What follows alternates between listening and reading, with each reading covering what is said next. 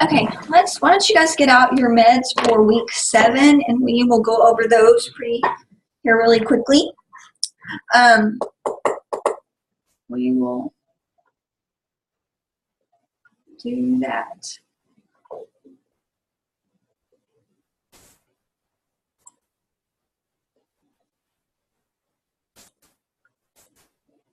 Okay, so meds week 7, Ultram or Tramadol. I actually need you to correct something on here, and I may have already gone back, and I'm going to try to remember today and correct it, so you guys, it'll already be corrected at this point for you guys, but for you guys online. But Ultram or Tramadol was not considered a narcotic until April of 2014. One of my students brought that to my attention today. And anyway, so it is now considered a narcotic. It's a Schedule 4. So write that in there. It's a Schedule 4 narcotic. Okay, and it's for moderate to chronic pain. Side effects, dizziness, headache, constipation, really a lot of the same as all the other narcotic pain medicines, respiratory depression, and constipation are your two main ones there, and dizziness, drowsiness. Precautions, it is scheduled, so I had written on there not scheduled, but you can cross that out. Does have abuse potential, again, used with caution in people with suicide. Increased risk for seizures when you give it with SSRIs, TCAs, opioids, spell that, MAOIs, and neuroleptics. So increased risk for seizures with those medications, other CNS meds.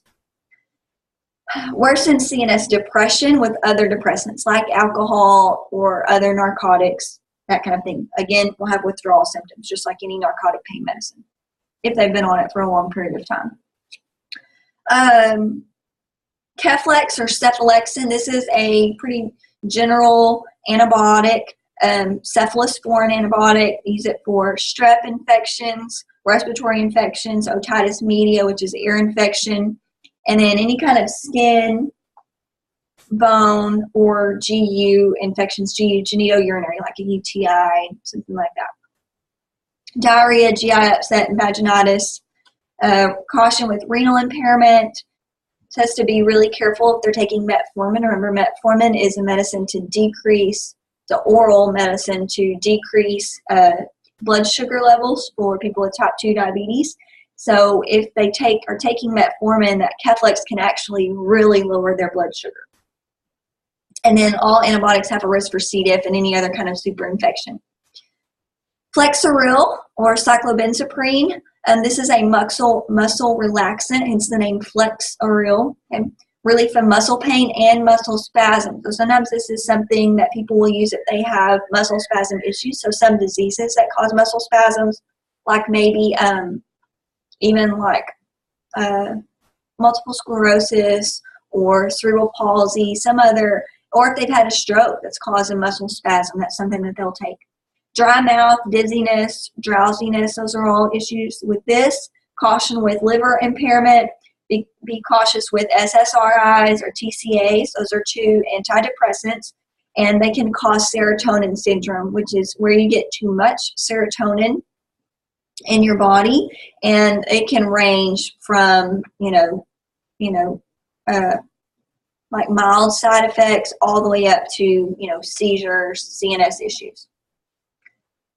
Take caution with CNS depressants, contraindicated with MAOIs. It's also contraindicated after someone's had a heart attack, post-MI, CHF, or arrhythmias. And that makes sense. Think about the heart as a muscle. So if we're trying to relax the muscle, we want to be really careful with people whose muscles are already stressed, especially their heart muscle. Okay, the next one, Septra or Bactrim. Either of those are brand names for this drug, sulfamethoxazole and trimethoprim. It's a combination antibiotic. If they're allergic to anything sulfa, this is not an antibiotic for them. Notice the sulfamethoxazole. Purpose is for UTIs or ear infections, E. coli infection, bronchitis, shigellosis, which is another bacterial infection. So look at the side effects. There's lots of these. Bactrim, one thing it doesn't list on here, but I'm pretty sure is a side effect of Bactrim, is also a metallic taste.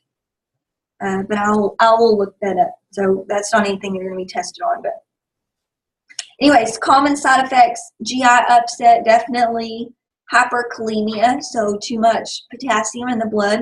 Now, the rest of these are really rare, but really serious. Thrombocytopenia. So penia, remember, is deficiency, and the thrombocyte is your clotting cell. So that's a platelet deficiency. Stevens-Johnson syndrome and toxic epidermal necrolysis or necrolysis. Remember, necro means death, so that's a tissue death. Both of these cause like flu-like symptoms, but then they actually cause blisters on your skin that your skin turns red, blisters up. It will turn even into like one big blister, and then it just sloughs off. So you like shed the outer layer of your skin, and which is really dangerous. One, because your skin is part of your immune system and it protects your body. So could cause infections, lots of other things. It's really, if you look at pictures of it, like if you Google images, it's pretty horrific looking. And both of those cause that. I think the toxic epidermal necrolysis is the worst one of the two, but both of them. This hepatic necrosis is liver failure, agranulocytosis, which is a decrease in your white blood cells, aplastic anemia, so blood, it's just an anemia, and then other blood issues, and then hypersensitivity of the respiratory tract. So some side effects that you don't want to mess with, you know. Both of these, all of these bottom side effects are, you know, medical issues you would want to go to the doctor about, or more like adverse effects, I guess. Watch their electrolyte balance. Don't want to give it for babies less than 2 months of age. And then there's not a whole lot of medicines that you would want to give to a baby less than 2 months, but definitely not this one. Liver or renal damage, you wouldn't want to give this. And then it's a category D pregnancy, category D. Okay, Cipro or ciprofloxacin is a fluoroquinolone antibiotic. So the floxacin, remember, is the suffix for those. Multiple types of infections. This is a broad spectrum antibiotic. GI upset, diarrhea, like every other antibiotic. Photosensitivity. Specific on here, though, is tendinitis or tendon rupture. Specifically, the Achilles tendon can be affected here, and arrhythmias. Again, candidiasis or C. diff, both of those are super infections that can be caused by antibiotics. It's like a buildup. It's like you lose some of the good bacteria in your body because you're taking these antibiotics, and so as a result, you have a buildup of some bacteria that's not so good. Flonase, it's like what it sounds, makes your nose flow, what better, I guess, if you will. Flucatazone, it's an inhaled steroid, so it's going to decrease inflammation. It's for rhinitis, so congestion, runny nose, that kind of thing. Can cause nasal dryness, nausea, vomiting, or cough. When you take more than what's recommended, it can cause a side effect of like systemic steroids. Remember we talked about weight gain, like Cushing's syndrome, which causes the moon face and the buffalo hump, immunosuppression. Those are things that come along with steroid use. Administration with ritonavir causes system hypercorticosteroid symptoms. Ooh, that's kind of hard to say. It comes in a nasal spray. This is a nasal spray. It's not nebulized like an inhaler or anything like that. It's an actual nasal spray. The next one on here is diurenium, triamterene. So this is a potassium-sparing diuretic. And remember, diuretics make you lose fluid. That's what they're supposed to do. So they prevent edema. They can treat hypertension. But potassium-sparing diuretics are going to make you hang on to your potassium. Most diuretics, like thiazide diuretics and loop diuretics, like Lasix we talked about before, those make you lose potassium. This one will make you keep it. It's potassium sparing. So headache, dehydration, dizziness, photosensitivity, and look, hyperkalemia. So it can cause an increase in your potassium because it's making your kidneys not excrete where they normally would secrete, some extra. Monitor potassium levels, definitely, and then monitor kidney function. That's with any diuretic, you want to monitor kidney function. Monitor patients on lithium. That's a medication for bipolar disorder, increased risk for renal failure with NSAIDs. So anything that's going to cause extra stress on the kidneys, this is going to put extra stress on the kidneys. So you don't want to give something else that will too. Monitor specifically for hyperkalemia with ACE inhibitors because they can also cause that. Potassium meds, obviously if they're taking potassium and they're taking this, that's an issue. They're going to be at risk for hyperkalemia. Diabetes, renal insufficiency, it's contraindicated with anuria. So if they're not going to the bathroom, they're not urinating, they don't need to take a diuretic. Potassium, other potassium-sparing diuretics. So other meds that spare the potassium make you hang on to your potassium. Pravachol or pravastatin, the next drug on here, is a statin. So we know it's a cholesterol medicine or a hyperlipidemia medicine. Pravachol, see that C-H-O-L, is cholesterol. Think of it as that. Cardiovascular disease prevention and hyperlipidemia are the indications. Headache, nausea, vomiting, diarrhea, muscle pain, abnormal liver function test. That's what the LFT is, liver function test.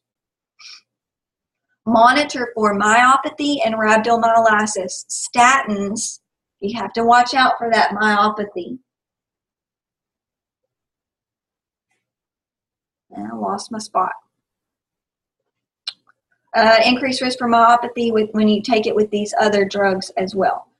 Don't want to take it if they have liver disease in category X. All statins are pregnancy category X. You don't take statins when you're pregnant.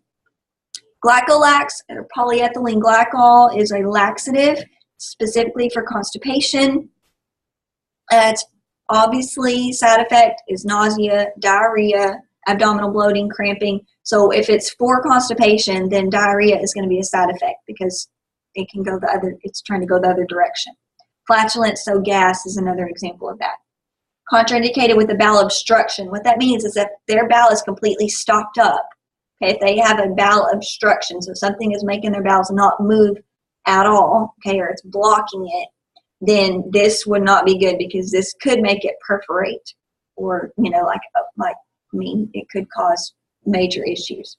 Usual dose is 17 grams of powder mixed in water, so this comes in powder form. Then the last one on here is Tessalon pearls, benzonatate. This is a cough suppressant, so that's the reason people take it is for cough. And that's it. And it's just like, it's called the pearls because they kind of look like pearls. It's like these little bitty round capsules that are clear. I mean, they kind of look like pearls. Nausea, vomiting, headache, dizziness, constipation, nasal congestion are all side effects. Don't want to give it to kids under 10. And then make sure that they swallow it whole, or it can cause like their whole mouth to get numb. So it's not something to be chewed up or like sucked on like some cough, like a cough drop or anything. It's not like that. They need to swallow it. So anyways, that is your week 7 meds. Next week, I know it says on your calendar that we'll have meds, but we actually will not have meds for week 8.